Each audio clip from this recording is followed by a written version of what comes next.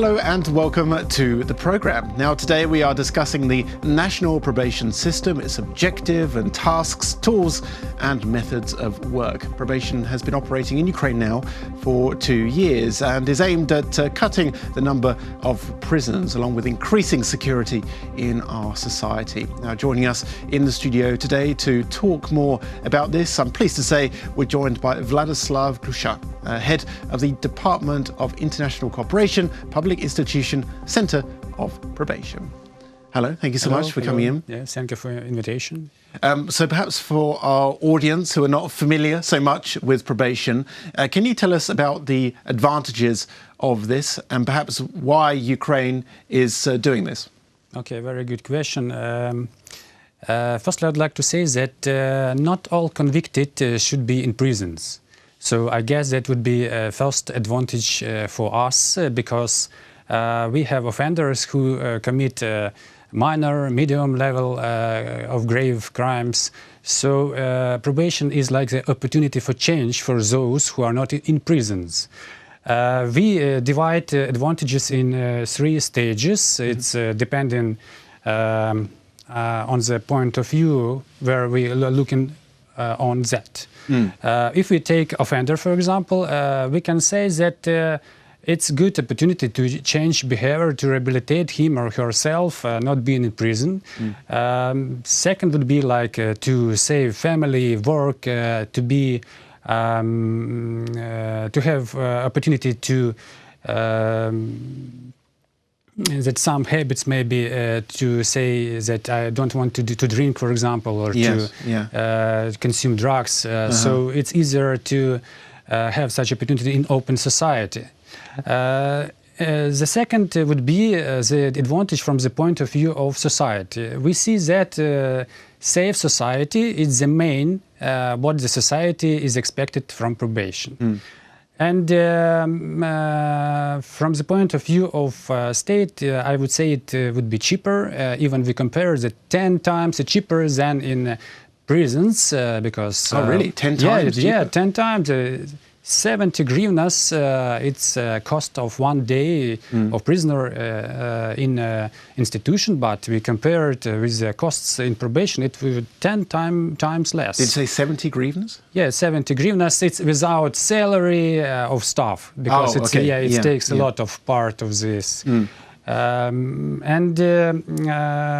For state, advantage is that we prevent reoffending, new crime relapsing. It's easier to prevent. Because actually, the crime the rate at which people reoffend is actually incredibly low after probation. I think Mr. Chernyshov, who's the Deputy Minister of Justice of Ukraine, he said that it was about 5 people out of 344 who went on to reoffend, which is an incredibly low rate.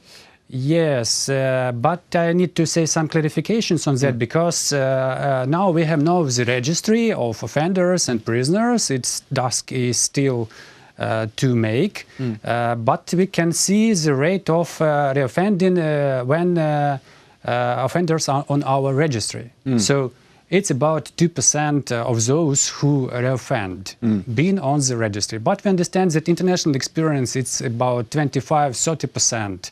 That would be next our task when we implement registry of offenders. After we will see what is the real situation. And can you tell us a bit more about how this international experience has helped Ukraine and especially the probation system? Yeah, very good question, because probation started in 2015. A new law was adopted on that, and we came to conclusion that we have no experience.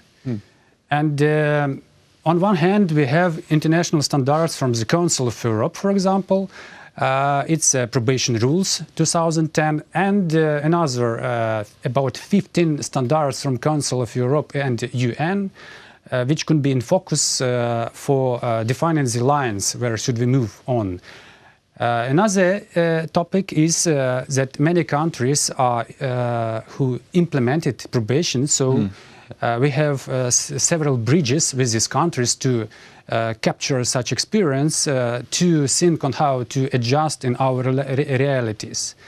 it's our two lines to keep in mind international standards and to gain international experience. Can you give an example of international standards that perhaps Ukraine is adopting? I guess I would mention two main international standards. One is probation rules 2010, adopted by the Committee of Ministers of Council of Europe. And years before, 2017, it was adopted a recommendation on community sanctions and measures, which includes all directions in probation, and that should be in focus of us. And can you name some of these projects that are being implemented in the Ukrainian probation system at the moment or over the past couple of years? Yes, I would mention. I will mention. We have 5 main projects. Maybe I can even take a list of that. Yes. Okay. Pravo Justice project. It's a very good opportunity for us to move on. We have the agreement on association, EU and UA agreement on association. Article 6 defines that we should to implement all enforcement agencies based on the rules of law, human rights, and so on. So EU project assists us in making these approaches real. Another one project is Norwegian project, Norlau project, which assists us. I even say we have some results and we have some plans on that. But they assisted us in making trainings for our staff to enhance knowledge and to acquire more skills in probation programs. In the training as well, I would imagine. Assisted us in automatic statistic collection. They provided us hardware and that. We have IT staff, and that was very good assistance from Norlau.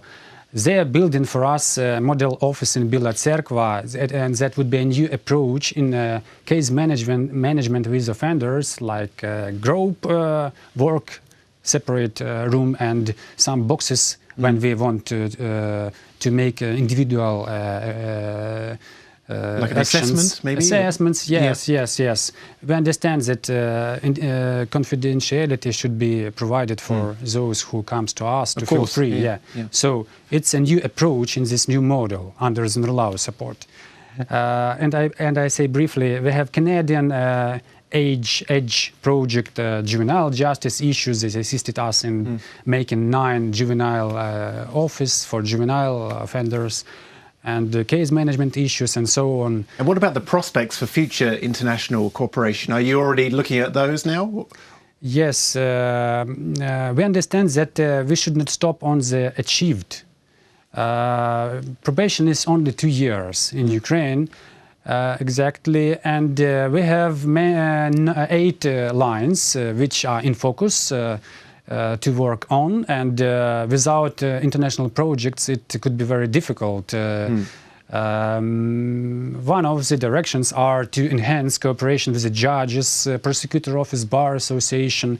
Another one topic could be like to enhance the communication strategy with the local authorities, because we understand that decentralization in our country, it means some taxes came down. So well, I wanted to ask you about that as well, because I presume that your work is not just based in Kiev, but you have to be all around the country. All around country, yes. We have, it's very huge probation in Ukraine. 5,073 probation units. Wow, over 5,000? Yes, it's very huge entity, I would say. And we have 3,044 staff.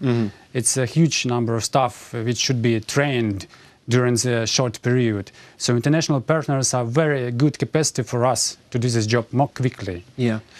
Well, that's very interesting. Hopefully we'll have you back in again at some point, and we can talk more about the results. Thank you so much for coming into our studio today. It's a pleasure thank you to have very much. You're kind. Thank you. That was Vladyslav Klysha, head of the Department of International Cooperation at the Public Institutions Centre of Probation. Thanks for watching and stay tuned for more here on UATV.